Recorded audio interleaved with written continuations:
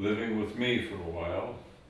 He had great difficulty during the Depression to find any kind of work. Well, let's go back. You were starting to say that grandfather Kelly, your father, was a very bright young child. Yes, he was a very bright young child, and he wound up, he going to CBC, which was a college at the time, and the college was over at Kings Highway and St. Charles Rock Road, which is now Martin Luther King Drive, and where CBC was has become a city park. And the Christian Brothers moved out of there some years ago, but that's where he went to school. And after, after him going to school there, he wanted to go further because he's told me he wanted to get away from his parents. But I think that's because his parents were encouraging him, and he didn't like their brand of encouragement, which may not be all that good or whatever, I don't know. It might be like me trying to tell one of my kids, hey, do this, and the kid don't like it, you know? Right. And the kid move out, go away, or whatever, see? So he went and got himself a degree in law, became a lawyer. Now I might have this balled up, but he went to Washington, D.C., and went to Catholic University there, and he did pretty well. He did very well in the school, scholastically, he was fine. Then he came back, and that's, I don't know what time, 1918 or 20, whatever it was, he married my mother. And in 1922, my brother was born. And 2 years after that, 1924, I was born. And 2 years after that, my sister was born. And he had, because his father was a brick contractor, he had a lot of suppliers and people he did business with, and father was able to get some business from those people to get himself a good insurance company going. And that went kablooey. Mother said, well, we did spend too much money. Now, I don't know what that really meant, but they were probably counting on more business, and everything collapsed, and here he was. So he went, and his father went and paid off all his bills and shut him down, see, took over the company and shut him down. So they was furious at that, and he wouldn't speak to his father because his father destroyed his business and that type of thing, see. So that was animosity. So we would go every, as I remember when I was a kid, all the way through high school, at least once a week we went down and had dinner with Grandpa and Grandma Kelly. We usually start out on Sunday morning. My cousin, Mary Louise Muldoon, would drive us down to Cook Avenue, and Cook Avenue, we would go walk to church with grandfather for the 11 o'clock mass. But grandfather would put us in there, and he'd go across the street to a tavern which was open on Sunday, or a restaurant, whatever it was, and they served beer or whatever. So he would go have a beer. And and he would come into Mass when the gospel was over, when the sermon was over, before the main part of the Mass started. So he did make his Sunday obligation. Now, after the Mass was over, he would take us across the street to get a sundae. and he would walk across the street and have another shot of beer or whiskey or whatever it was, see? And we'd have our ice cream, then he'd take us home. So we would have a lunch or something like that, and then we'd get a ride home from Mary Louise. And after a while, we got big enough, 10 or 11, to take the streetcar down, see? Which is what we did after a while.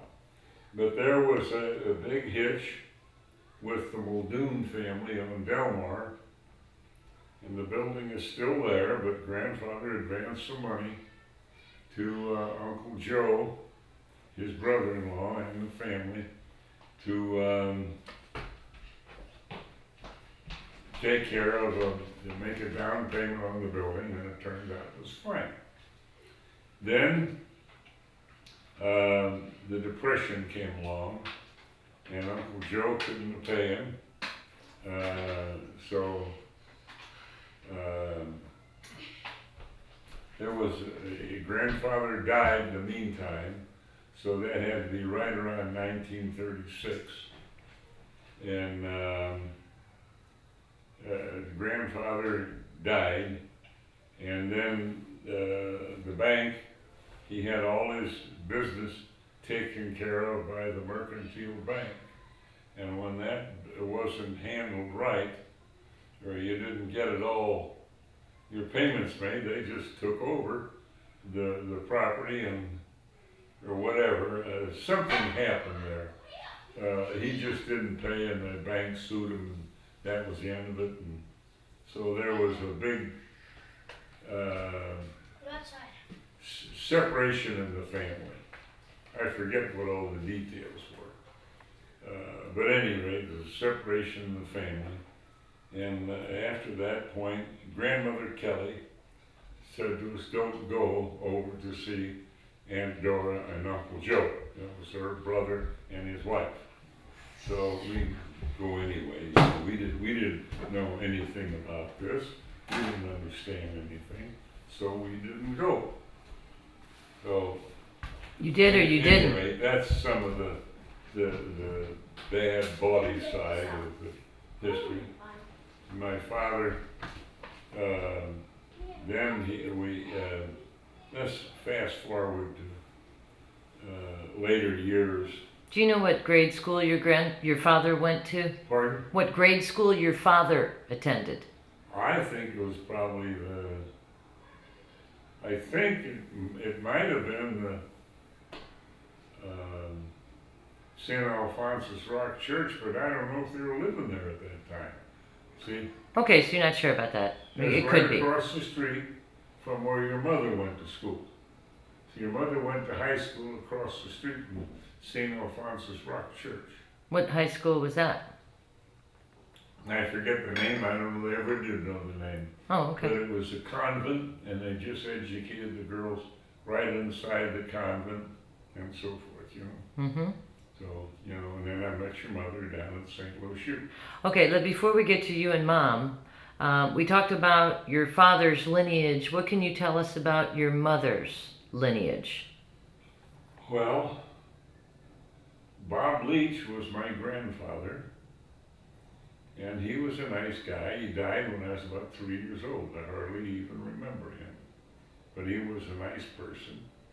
And Ma, Anna Cody married Bob Leach, and Anna Cody was my grandmother. So she lived with us for a while in her later years, because during the Depression they had a nice house on Goodfellow and Julian, second house up from Goodfellow on the other side of the street. So 5802 or 5812, something, I forget what. It was a second house. And they lost that house during the Depression. They just couldn't, whatever it was. Bob Leach died a few years before that, and then there was Ed Leach and Mildred and Roberta and Myra, Mary Louise, so there were 5 or 6 kids, whatever it was. Mother Bobby, Ed, Mary Louise, and Roberta. I think that's all. So they lived on Julian Avenue, and after that, there was a complete and total collapse of business, industry, and everything else. Was that the Depression or something else? That was the Depression. And they were kind of lost, whatever. So, at one time on Washington Avenue, Cody and Myra and Mary Louise moved in with us.